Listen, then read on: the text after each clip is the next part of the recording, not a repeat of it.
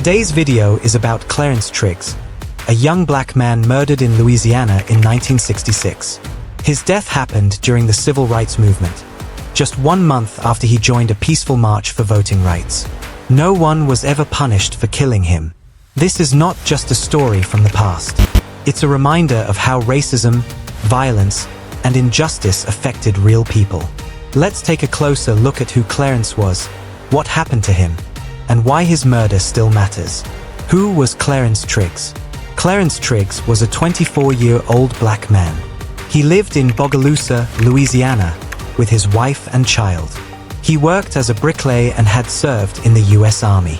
Clarence wasn't a famous activist, but he wanted equal rights for black Americans, like the right to vote. In July 1966, he joined a peaceful march organized by civil rights groups. That march may have made him a target. The civil rights movement in Bogalusa. Bogalusa was a dangerous place for black people fighting for equal rights. The Ku Klux Klan was active. Black citizens were often threatened, attacked, or even killed for standing up against racism. Groups like the Deacons for Defense and Justice were formed to protect black people. These were armed black men who stood guard during marches and events. The civil rights movement was gaining strength, but many white people, including some police officers, were fighting to keep things the same. What happened to Clarence Triggs? On July 30th, 1966, Clarence Triggs was found dead. He had been shot in the head. His body was found near a car on a highway outside Bogalusa. The car was registered to a white man named Homer Kingfish Seal. At first, local police said there was no racial motive. But many people in the black community believed otherwise. They didn't trust the police to tell the truth. Some witnesses said they saw 2 white men following Clarence in a car. One of them may have been Seal. 2 white men were arrested for the murder: Homer Seal and John Coupling Jr. Both men were known to be connected to white supremacist groups, possibly the Ku Klux Klan. They were charged with murder but quickly released on bail. They hired a lawyer who had also defended others accused of killing black civil rights workers. What happened in court? Only one of the 2 men went to trial. John Coupling Jr. went to court first. The trial lasted a short time. The jury, which was all white, found him not guilty. Homer Seal was never even brought to trial. His case was dropped. No one was ever punished for Clarence Triggs' death. Cover-up and community response. Many people in the black community believed there was a cover-up. At the crime scene, a local black civil rights leader named Roy Burris tried to speak to police. Instead of listening to him, police arrested Burris for interfering. He was later released on bail. This showed that the police weren't interested in solving the case. They seemed more interested in stopping civil rights work. Federal government gets involved. Because local police weren't doing a fair investigation, the FBI looked into the case. But they didn't press charges. The case was reopened under the Unsolved Civil Rights Crime Act, which was created to investigate racially motivated murders from the 1950s and 60s. Still, no new arrests were made. The case was closed again, without justice. The Civil Rights Memorial. Today, Clarence Triggs is honored at the Civil Rights Memorial in Montgomery, Alabama. His name is listed among more than 40 people who died in the fight for freedom and equality. His murder may not be well known, but it mattered. His death was one of many that showed how dangerous it was to stand up for equal rights in the South. You might wonder why we're talking about this case now. The answer is simple. Justice never happened. Clarence was a husband, a father, a worker, a soldier, and a human being. His life was taken because he believed in fairness. No one ever paid the price for that crime. The murder of Clarence Triggs shows us how the justice system failed black Americans, how racism worked not just in people's hearts, but in courts, police departments, and governments, and how violence was used to try to stop change. Clarence wasn't the only one. Just a year earlier, O'Neal Moore, the first black deputy sheriff in Washington Parish, was also murdered. His case was also never solved.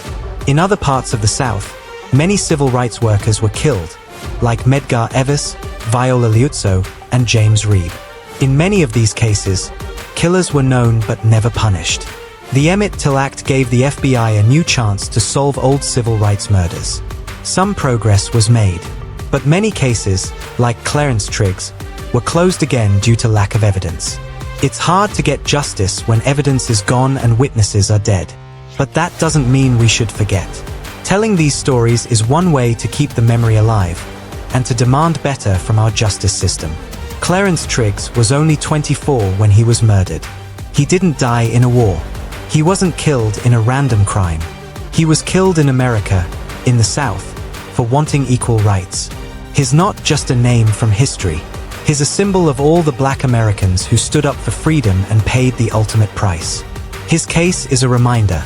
The fight for civil rights is not just about the past. It's about today. About fairness, safety, and justice for everyone. How did this case fit into the civil rights struggle? Triggs' murder happened in the wake of O'Neal Moore's 1965 slaying, the first Black deputy sheriff in Washington Parish, murdered while on duty. His case remained unsolved as well, with strong suspicion of racial violence. Triggs participated in civil rights activism amid the resistance to the newly passed Voting Rights Act of 1965. Despite federal protections, many southern jurisdictions, including parts of Louisiana, resisted black voter registration. Clarence Triggs is listed on the Civil Rights Memorial in Montgomery, Alabama, an homage to martyrs of the movement. His case, and others like it, highlight the long legacy of unaddressed violence and the struggle for civil rights-era accountability. What remains unknown or unresolved? To this day, no one has been held accountable for Triggs' murder. The police narrative of no racial motive was widely disputed by the local black community. Witness claims of seeing white men follow him, juxtaposed with police arrests of civil rights advocates, raise serious questions about the integrity of initial investigations. The relationship between Triggs and Seal, if any, and the motives behind the murder were never officially made public. Despite modern tools like the Till Act and later FBI review, efforts to resolve the case ended in closure without resolution, raising broader questions about cold case investigations from the civil rights. The murder of Clarence Triggs illustrates how civil rights efforts elsewhere in the South were met with deadly resistance, and how justice was frequently obstructed. It underscores the challenges African Americans faced even in supposedly protected rights, and how systemic bias and local power structures could sabotage justice.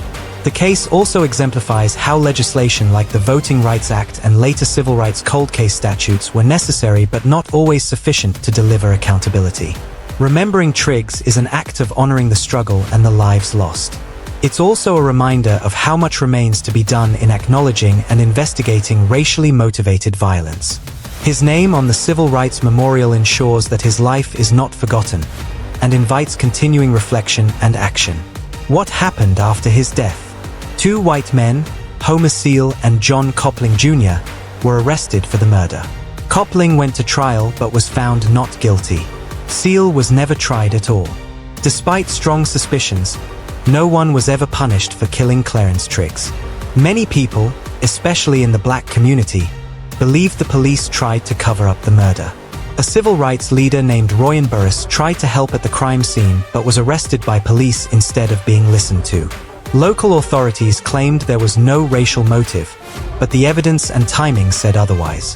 What about the FBI? The FBI got involved, but the case went nowhere.